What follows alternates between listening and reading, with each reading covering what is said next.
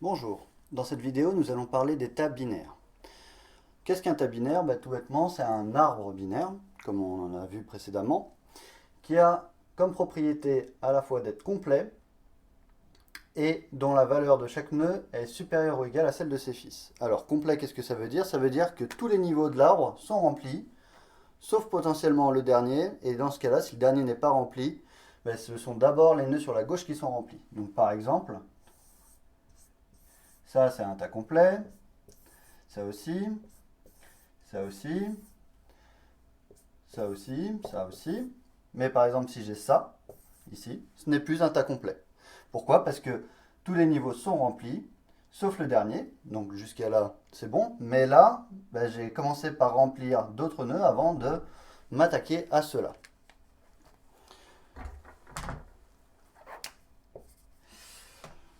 Donc complet, voilà.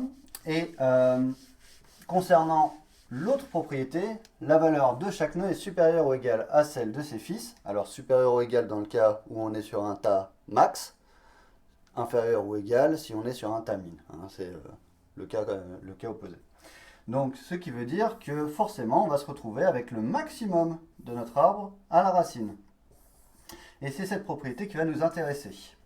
Pourquoi ça va nous intéresser? Parce qu'on va voir que les opérations qu'on peut faire sur cette structure, eh bien, c'est de pouvoir facilement ajouter un élément et de pouvoir retirer la racine. Et ces deux opérations vont se faire avec une complexité proportionnelle à la hauteur de l'arbre. Et vu que c'est un arbre complet, tous les niveaux sont remplis, eh bien on a une hauteur de l'arbre qui est logarithmiquement proportionnelle à la taille de l'arbre. Et ça veut dire donc qu'on a des opérations d'ajout et de retrait du maximum en temps logarithmique.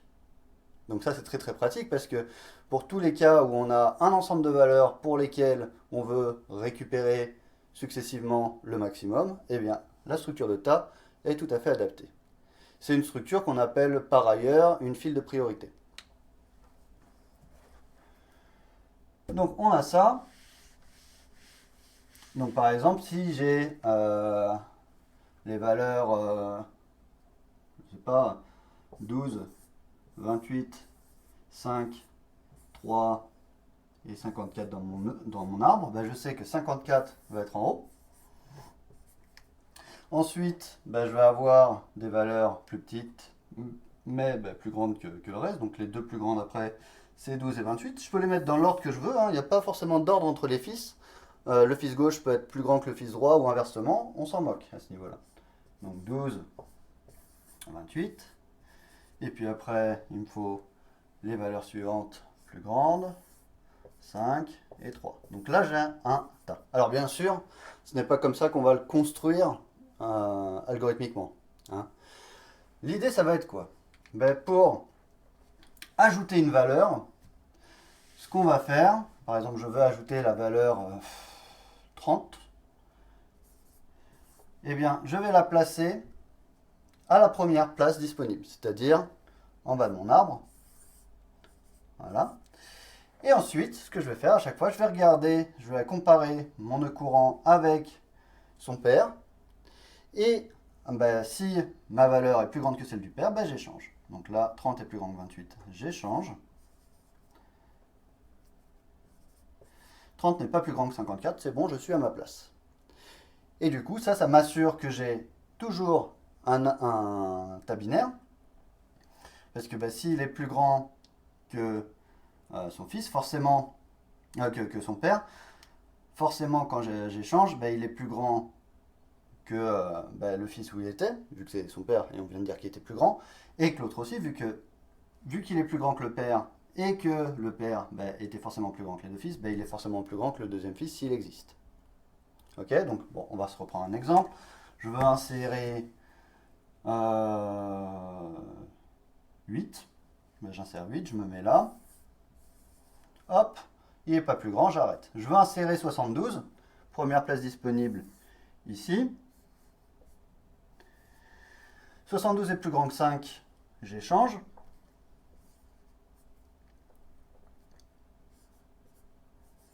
« 72 est plus grand que 12, j'échange.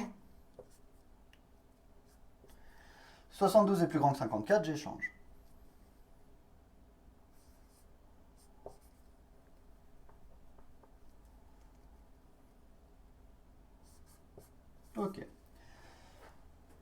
Maintenant, je veux faire la suppression de la racine. Comment est-ce que ça va marcher pour la suppression de la racine? C'est très simple. Je vais prendre ma racine, je vais l'échanger avec ma dernière position. Donc 5, là je mets 72. Je détache. Hop, ça c'est mon résultat, c'est ce que je veux garder. Et maintenant, ce que je vais faire, je vais regarder pour mon nœud courant, je vais vouloir le remettre à sa place. Je vais regarder le maximum de ces deux fils. Donc ici c'est 54. Est-ce qu'il est plus grand que ma valeur? Oui. Dans ces cas-là, j'échange. Hop. 5, je regarde ces deux fils. 12 et 3, le plus grand c'est 12. Est-il plus grand que 5? Oui, j'échange. Donc vous voyez, à chaque fois, j'ai fait un nombre d'opérations qui est proportionnel à la hauteur de mon arbre. Alors, vous allez me dire, c'est bien beau tout ça, mais à manipuler des arbres, c'est un petit peu compliqué. Surtout, comment je fais pour garder une trace de quel est mon dernier sommet. En plus, j'ai besoin d'avoir les indices des paires, donc il faut que je stocke à la fois un pointeur sur chaque fils et un pointeur sur le pair. Bref, ça risque d'être compliqué. Et bien là, c'est intéressant. Pourquoi? Parce que notre arbre est complet. Et un arbre complet, ça peut être représenté sous forme d'un tableau. Et ça, c'est super cool. Regardez. Hop. Alors, un marqueur qui marche. Je reprends un tas quelconque. Voilà, je sais pas. 53, 29, 12, 4, 15, 3, 9 et 1 par exemple. Eh bien, comment je fais pour le représenter sous forme d'un tableau? Eh bien, je vais prendre un tableau qui a le même nombre de cases qu'ici. Donc là, j'ai 8 cases.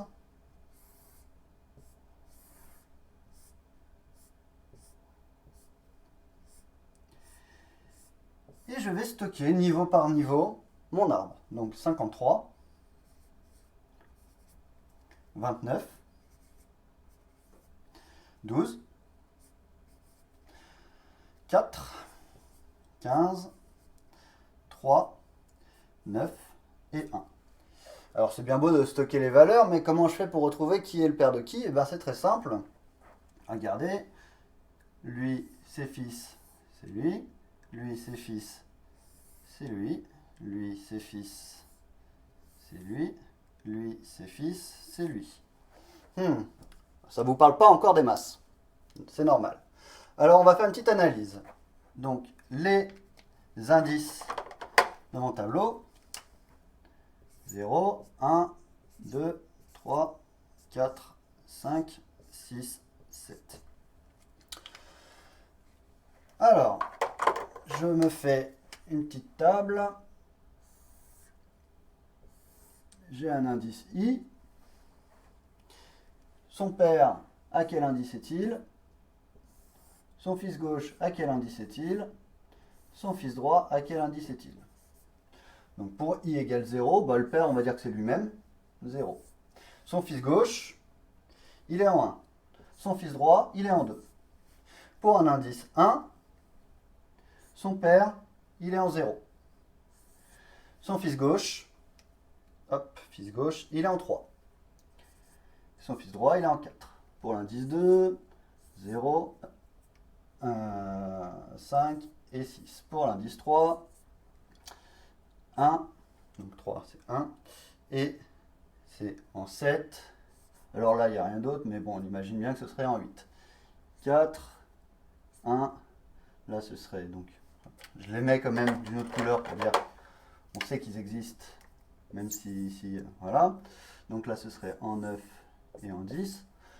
Voilà. Et on voit un schéma se dessiner.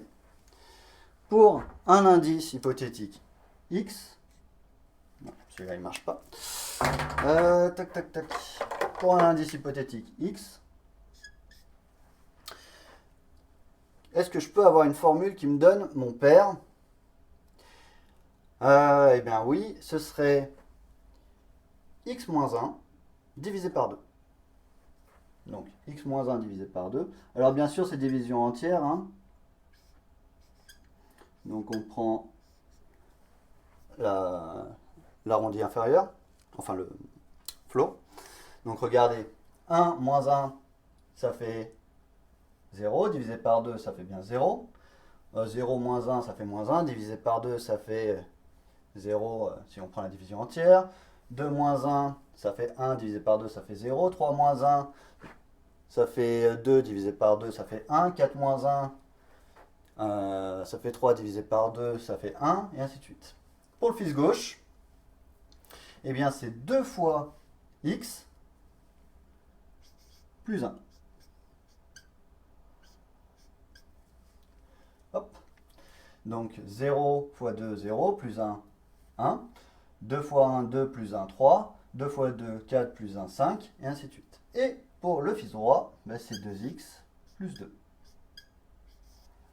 Voilà. Et donc, on peut facilement se déplacer pour un indice donné, trouver la valeur de son fils gauche, la valeur de son fils droit. Et bien du coup, maintenant mes opérations, hein, regardez, on va faire tout bêtement un ajout. Alors, on considère qu'on a de la place après derrière, hein, pourquoi pas. Hop. Je veux ajouter la valeur 20. Je la mets à la fin de mon tableau. Tac. Donc lui, voilà, c'est un 18.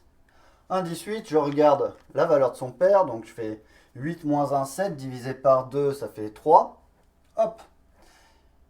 Et cette valeur est-elle plus grande ou plus petite? Ben là, elle est plus petite, donc j'échange.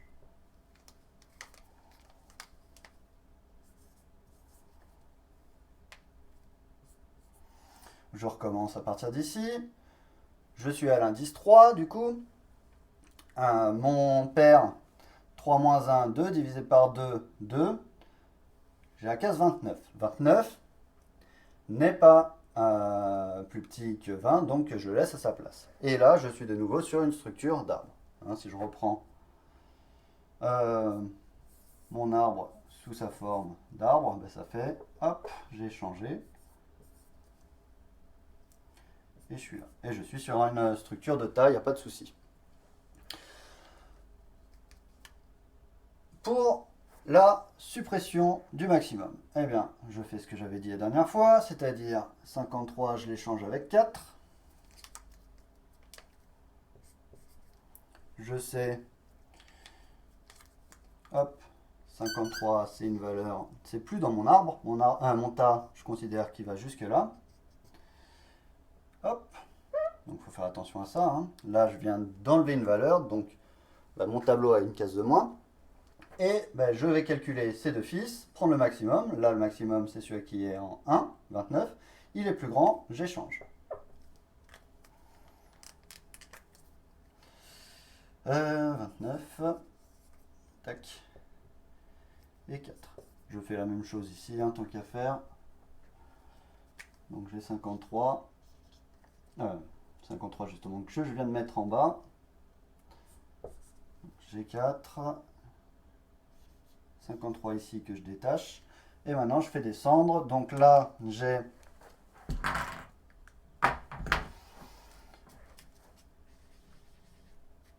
hop 29 ici, 4 ici. Ensuite, je regarde mes deux fils 20 et 15. Le plus grand c'est 20. Je l'échange avec 4 parce qu'il est plus grand que 4. Donc 20 ici, 4 ici.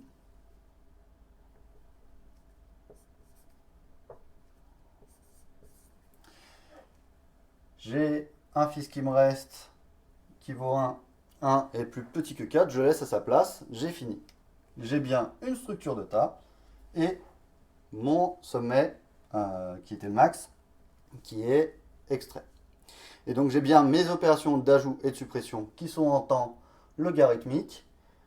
Je peux stocker ça dans un tableau, ce qui est bien parce que je prends beaucoup moins de place en mémoire. Hein. Je rappelle, un pointeur, c'est souvent 2 fois la taille d'un int sur une machine moderne.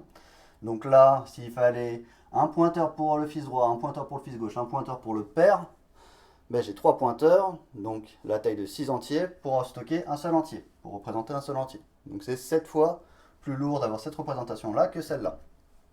Donc on est gagnant sur tous les fronts, hein, parce qu'on peut facilement retrouver nos fils, nos pairs, et on est moins coûteux.